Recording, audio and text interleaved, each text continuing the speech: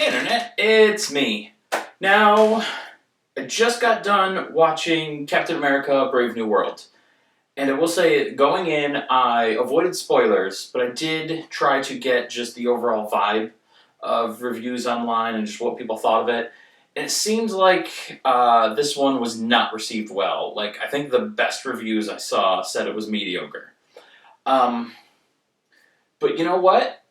The same thing happened with Wakanda Forever and with Quantumania and the Marvels, and I really enjoyed all three of those. So I didn't really know what to expect here. I didn't know if people who claim to have superhero burnout just were gonna hate this movie regardless of what it was. I didn't know if there's some people who are mad that Captain America's black because they've never actually read a comic and don't understand lore. I didn't know if the movie was just truly horrible. There's a lot of things that could have happened. I didn't know which of them to expect or none of them. So I just went and I watched the movie for myself. I enjoyed it. And I wanna explain why. So I'm gonna start off with the positive here, because there is a lot of positive to say. One of the first things I really enjoyed was the fight choreography. A lot of the fights were just really fun to watch. The way Captain America fought with he had the shield and the wings, it was really interesting. There was a lot of cool moves, a lot of cool scenes. They really were able to do a lot with the character and just the dynamics of the fight. It was fun to watch. I also like that this Cap is a little more aggressive and just more willing to fight. He's not like overly brutal, he's not sadistic, he's not a villain, but when it's time to fight, he will throw down. There were a couple times where he had to stab someone and just, be a bit brutal with people. With the really big guy that fought him in the church there, he beat the heck out of the guy and then snapped his arm for good measure. He had some great fights and it was really fun to watch. Also, I enjoyed that this movie closed the loop on a lot of things that were left hanging. Pretty much every string that was just, hanging from the Incredible Hulk movie, they wrapped up here. By the way, spoiler territory from here on out. We saw what happened to Stearns. We saw Thaddeus Ross come back and even, bridge the gap with Betty at the end. We saw... Who else? I mean, they mentioned Abomination, but we really saw his return in She-Hulk, so that wasn't a big thing. But we saw the island from the Eternals. I think they just called it Eternal Island or whatever. The Eternals. Celestial, that's what it was, Celestial Island. We saw that finally acknowledged years after it happened. This whole continent rises from the sea, essentially. No one brought it up. We finally saw it brought up, and it was a major plot point, so that was cool.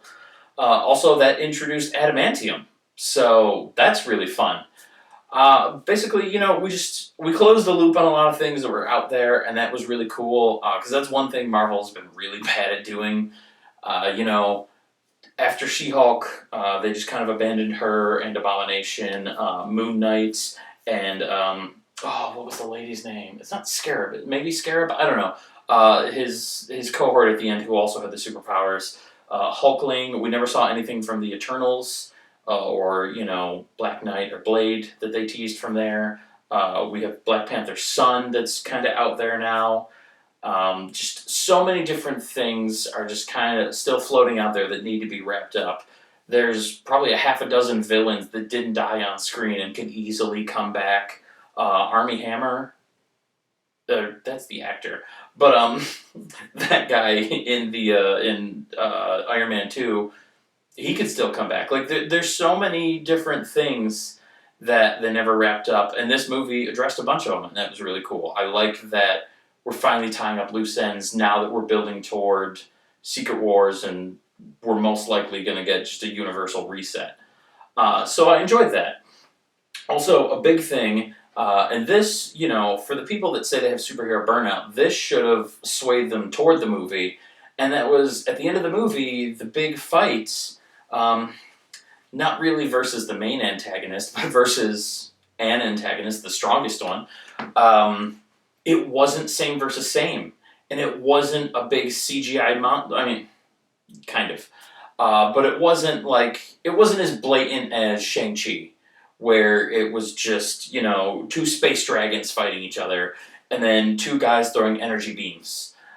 This was Cap versus Red Hulk. And, there was a lot of, physical hits there. Like, yes, you still had CG for Cap's suit and everything, and the wings and all of that, but, they came to blows. Like, it was an actual fight, and Red Hulk was clearly stronger. Like, the whole time, Cap was struggling just to stay in the fight. He wasn't winning. He was just trying to stay in it. And I liked that. I liked that it put him on the back foot, and it didn't. He wasn't immediately stronger than everyone else. It was kind of nice because in a lot of these movies, the stakes feel really low because of how strong everyone is. Like, every time Hulk is on screen, he's gonna win. There's nothing that's stronger than him. It's proven time and time again that however powerful the thing facing him is, he becomes stronger to match it. Nothing has overpowered him. Likewise, Iron Man is just smarter and better than everyone. Cap was a super soldier. Thor is a god. Like, these people, they could never really be beat. There was never real stakes or real danger. Here, with Sam Wilson as Cap, he's just a guy. So he can lose. Like, he's got the shield, he's got the cool tech for his wings, but if he's not smart enough or fast enough or whatever, he can lose. And so I like that dynamic. I like that in the fights. It just gave it more stakes. It made it more fun to watch. And on the topic of him just being a dude, I think one of the things that really stood out in this movie for me is a couple of the speeches, but specifically where Bucky basically validated and justified all of the non-superhuman characters in the MCU. When he said, Captain America gives people someone to look up to, but you, speaking to Sam Wilson, give them someone to aspire to. And that's really cool because we've already seen that play out. Kate Bishop became the hero that she did because she saw Hawkeye. She wasn't, she didn't latch on to Cap or Thor or any of these other, superheroes or godlike beings. She latched on to the human, just doing good and saving people and fighting alongside these other legit superheroes.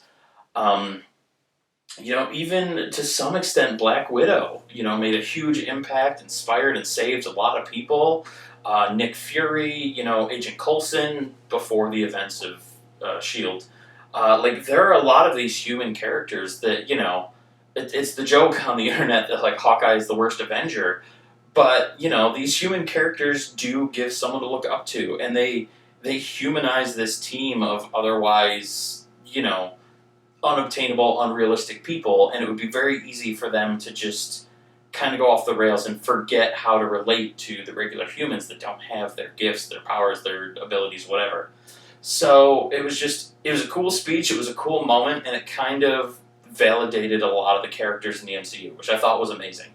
And then toward the end of the movie, when Cap is talking to New Falcon, Torres there, he gave just a really poignant speech about how, he can screw up, he can make mistakes, and he feels the pressure, but he needs that pressure, and he needs to always be on his A game, and he absolutely cannot fail because everyone is counting on him, because all the people that are like him were the minorities or the looked down upons or whatever, he's the one that shows them they can get to this level, that they can get a seat at the table. So if he fails, he lets them all down, is essentially what he said in that speech. And it was a really good speech. It was powerful. It really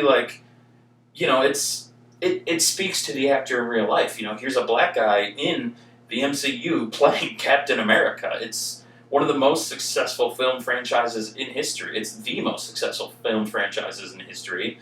And he's playing Cap, one of the flagship characters of Marvel.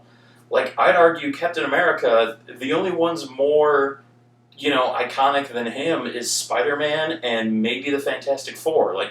Cap is up there. He's the face of it. He's the leader of the Avengers. So he was speaking to, like, obviously in universe, he's speaking to all the people in this imagined world, but also in real life, he's speaking to him, Anthony Mackie, getting to do this amazing thing and lead this amazing franchise. So that was a really good speech. It was a really cool moment. I enjoyed that. Like, I felt like a lot of the writing and the dialogue and the character interactions in this movie were very well done. They were great. Um, yeah, I don't know. I enjoyed a lot here. I really did. I did not hate this movie nearly as much as most people seem to. That being said, there are, of course, negatives.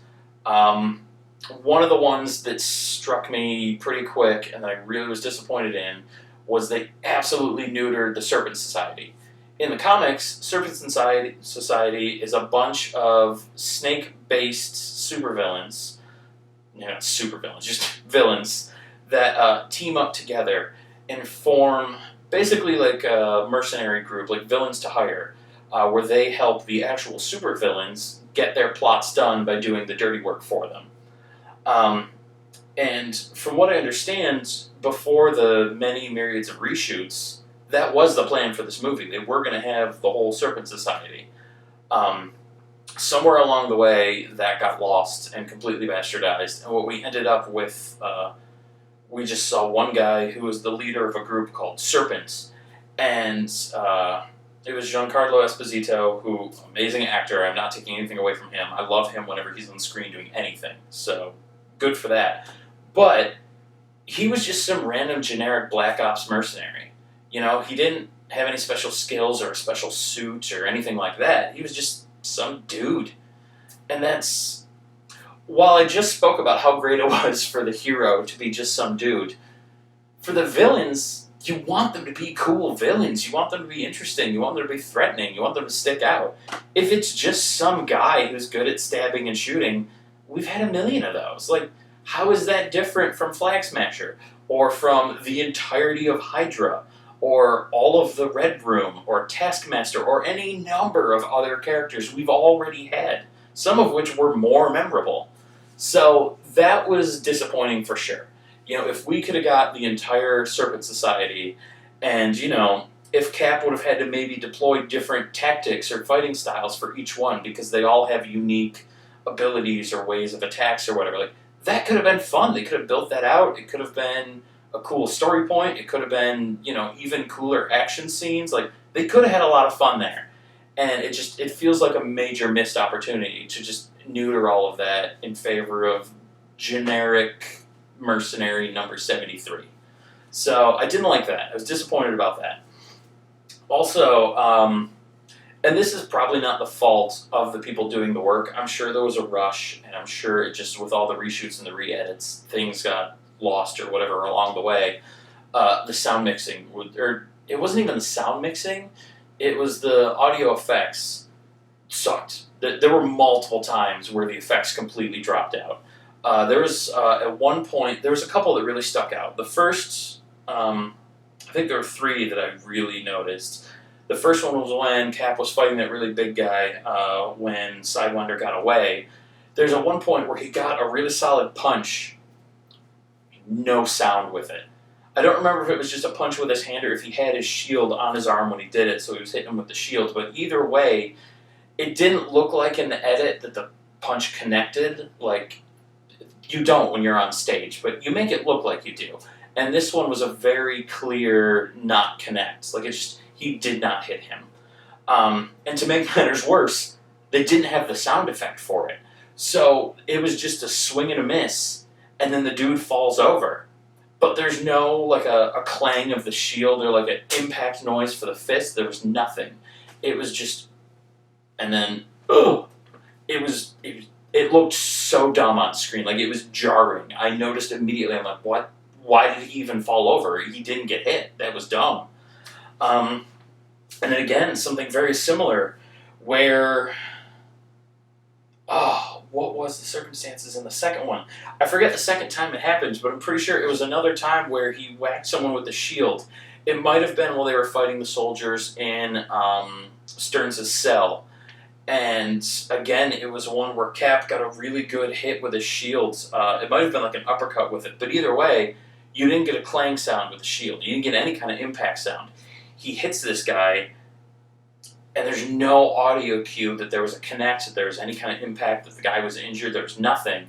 And then, again, the guy just falls over. And it's...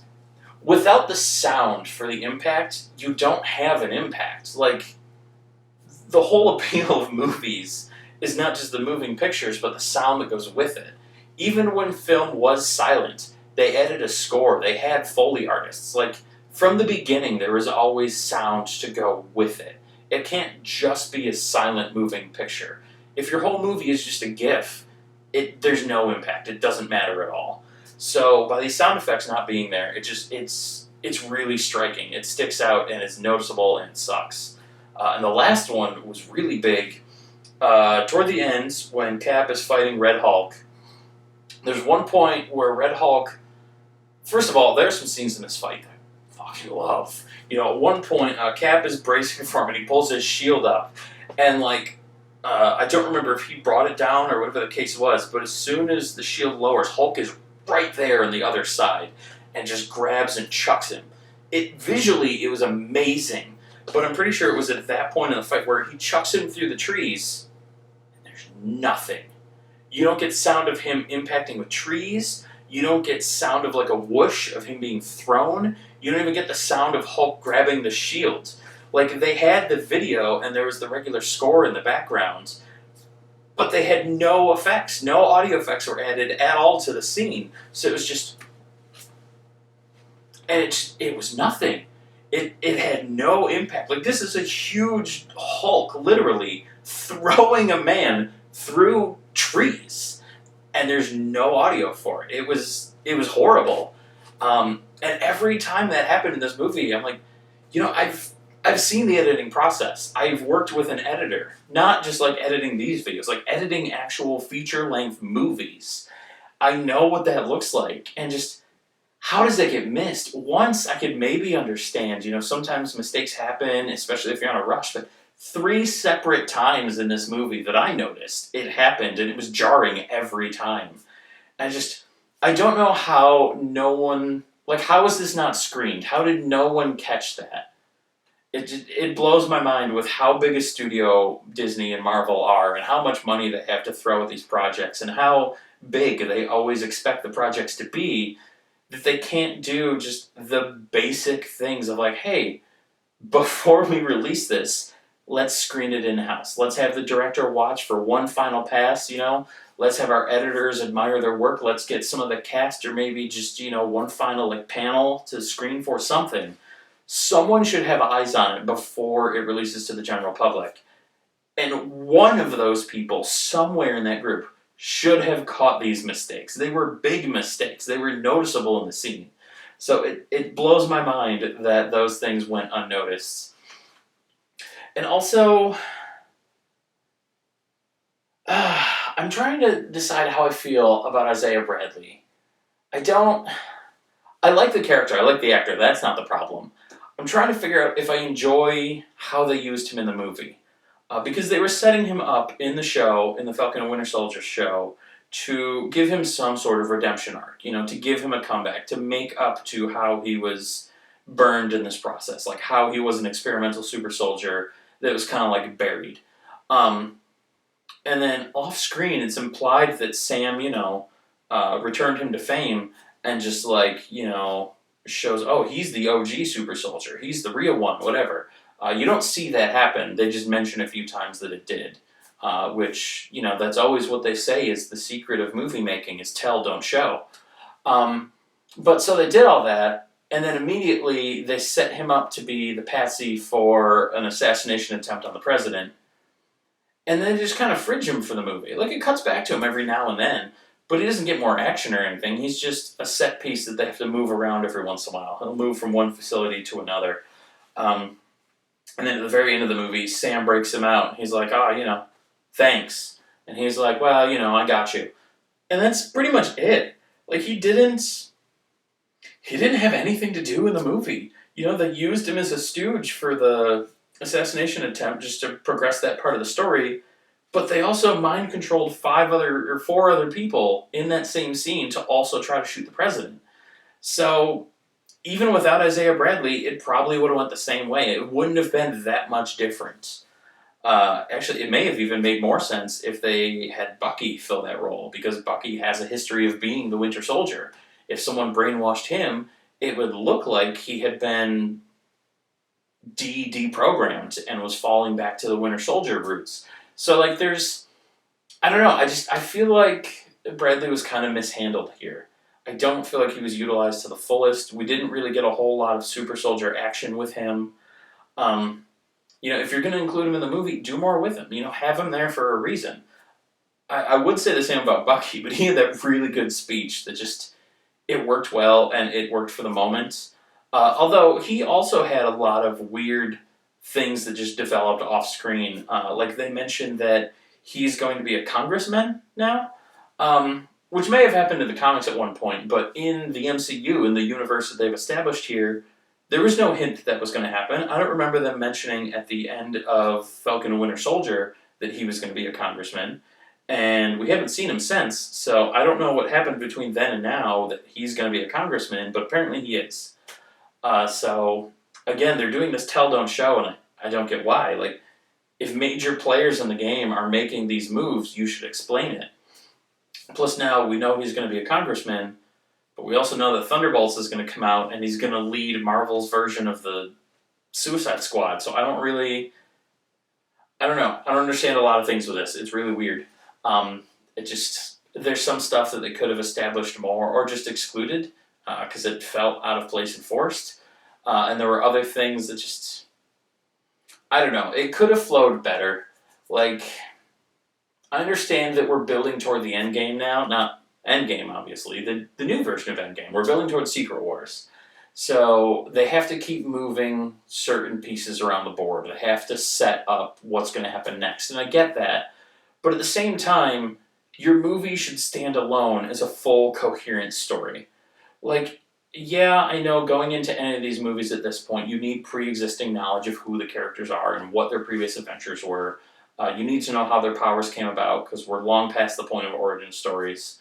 So, like, you need to have some of that knowledge, but not every movie needs to, like, force that establishment down your throat, nor do they all, like, they should not exist just to set up the next movie. Like, this should be a movie, first and foremost. And if it happens to set up other things, great. You can do that with good writing. Like, you can plant the seeds without spoon-feeding people. I think that's the issue here. I wrote a series recently that is going to film later this year. And, in the writing, I was setting up certain characters to be potential villains later on in, like, a future season. But I never came out and said, hey, this person's evil. I have to keep my eye on them. I just made them appear more clever or more in control than you would otherwise seem. They show up as background characters, or they show up in places that you maybe don't expect. And eventually you, just if you're paying attention, you get the idea that maybe they're not always acting under orders. Maybe they're making some moves of their own here. I have to watch this person. They might be playing both sides. It's never explicitly said. It's not even blatantly hinted at. It's a far background kind of move. And when I was writing the scripts for the season, I had people read them, and even one of my readers, not readers, that's the wrong term, but one of the, for lack of a better term, I'll call them an editor. One of my editors, picked up oh, I feel like something's happening with this character. I feel like I should keep my eye on them.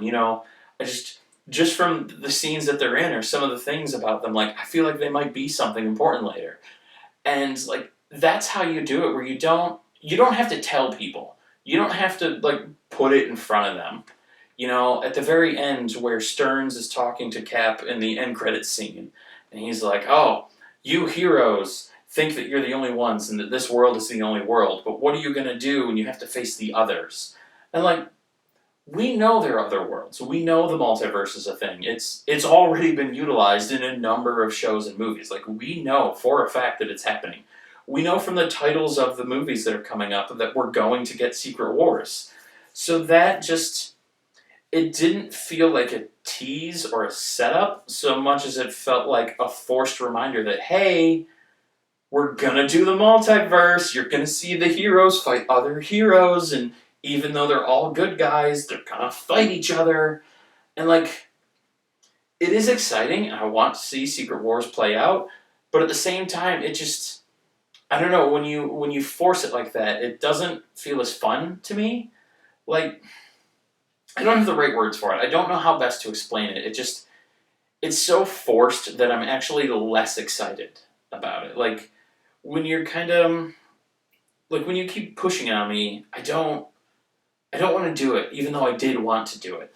It's like when you're a kid and you're really excited to do, maybe not kid, when you're a teenager, so you're in those angsty years, you need to rebel against the world, everyone is your enemy, whatever. And like there's something you want to do and you're excited to do it, but then your whole family decides they're going to do this thing and they're like, hey, aren't you excited? We're going to do this thing. We're going to go to this amusement park you love. And we made a whole day and we made plans because we knew you'd want to do it. So let's go do it. You're excited to do it, right?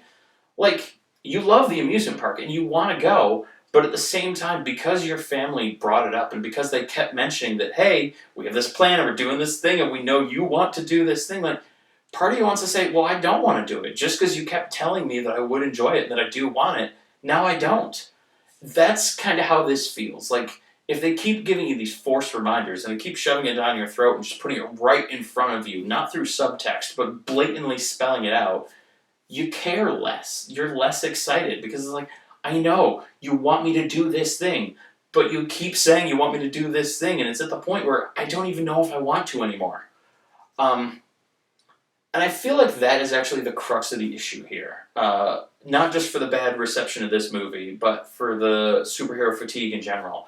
Which, by the way, is not a thing. People are watching The Boys and loving it. People are watching Invincible and loving it. Like, people still are okay with superheroes. They just need to be good and interesting. Um, but Marvel keeps reminding you about the same things. And then when a new movie's coming out and they pitch it and they tease it, they keep saying, like, oh, this isn't like any of our other movies. You know, this one feels more real or it has more impact or we're doing something completely different. Like, they keep saying these same things and trying to hammer these same points home. And it just, you stop caring after a while. I think what really worked in the early Marvel movies, you know, Thor and Iron Man, Cap, and like all the original stuff leading up to Endgame, is that they never advertised. Like Ant-Man 2 was never advertised as a setup for another movie. They never said this is going to lead to something. And even as you're watching the movie, it's on the West Coast. It's not even on in New York where everything else is taking place. It's its own standalone separate movie, and it's not trying to be a tie-in or to further the grand story. It's just being the movie that it is. The only tie-in we got was at the very end in the post-credit scene when Ant-Man got dusted along with everyone else. That was it. That was all the tie-in we got. Actually, Ant-Man did get dusted. The rest of his party did. He was fine. But that's how it should be, you know? The same for Thor Dark World or Winter Soldier. I mean, Civil War tied stuff in, but, like, I don't know. All these movies felt like, for the most part, they all just stood alone as its own movie. Like, everything happens to be in a shared universe, but it didn't feel like every movie was a forced reminder of that shared universe. It felt like they just happened to take place, so occasionally we got to see the same toy come out of this group toy box. You know, when Nick Fury or Agent Coulson shows up, when Hawkeye was in Thor, when we got all these little like crossover type things, we're like, oh look, it's that thing from the other movie. That's so cool. But then they went back to their own movie. It wasn't like this where it feels so forced. They're like, hey, remember these other things and also this other thing, and oh, by the way, here's what we're gonna do later. Like, there's so much time and effort into those tie-ins that they forget to make a film. So while I enjoyed this a lot, like I mentioned earlier, there's a lot of great things in this movie that I thought were really good. I think it was above average. I did enjoy the movie. I do get why a lot of people didn't, because I think Marvel is still making a lot of the same mistakes. And I was hoping after Deadpool, they would stop that, because Deadpool was received so well. For that very reason, Deadpool was just a fun movie. It was just ridiculous comic book zaniness. It didn't feel as grounded as the other ones. It wasn't trying to be gritty or realistic. It was zany. That is the best way to describe it. We saw 100 different Deadpools. We saw a dozen Wolverines, and just blatant references to the various comics. Showing all his famous poses and scenes and everything. All the quips and the fight scenes, and then everything we saw in the wasteland there, it all just felt like callbacks and comic book references and just fun. And this, I don't know, the other Marvel movies before and after just don't always have that same sense of fun. And I feel like that's what they need. I think that's going to be my closing thought here, is that they need to remember that these movies are based on comic books and superheroes. They're supposed to be funny and wacky and zany. It's supposed to be a bit ridiculous and even a bit stupid. It doesn't have to take itself so seriously. When I mentioned Venom 3, I said that was what I liked about it, is that it felt so goofy with the road trip and the dance scene and just all of the bickering with Venom and Eddie. It felt comic booky. And none of these Marvel movies have. The Marvels was the closest they came. And everyone else hated that. I loved it for that reason. And I wish they would do more of that. I wish they would make more comic book movies out of their superheroes. Because I think that's the most fun we're going to get from this universe, is when they just really embrace the wackiness of these comics. So, yeah. I didn't mean to review the entire MCU and Disney's handling of it, but here we are. TLDR, which we're at the end, so you wouldn't see this if you wanted the short version.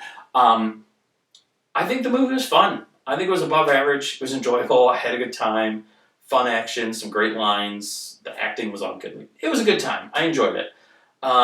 If you're on the fence, give it a shot. If nothing else, just to wrap up all the Incredible Hulk stuff and to finally have them acknowledge the island from the Eternals. But if you don't want to watch it, I guess that's your prerogative. I get it. I disagree, but you know what? You do you. And speaking of, I'm going to go do something else now, because I've been talking at this camera for half an hour. So I will see you guys whenever I deem it necessary to post another video. Bye.